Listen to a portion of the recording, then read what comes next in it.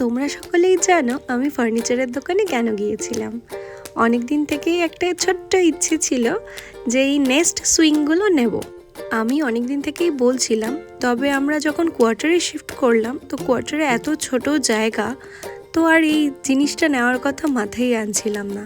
তো কাল হঠাৎ করে মনে হলো যে জায়গা তো হতে পারে, করলেই জায়গা হবে।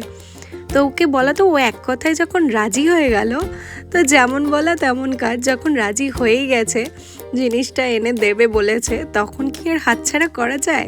তোমরাই বলো, এই চান্স কি বারবার পাওয়া যায়? একবার যখন বড়রা মুখ ফুটে বলে যে চলো এই জিনিসটা নিয়ে আসি, এই চান্স তো কখনোই বউরা হয়তো হাতছাড়া করবে না। অনেক দোকান ঘুরে শেষমেশ এটা পছন্দ হয়ে গেল।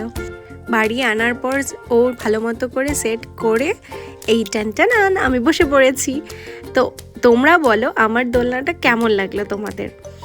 আর মনে যদি ইচ্ছে থাকে অবশ্যই পূরণ করে নাও। আর বর যদি কোনো কিছু বলে হাতছাড়া কিন্তু একদম করো না।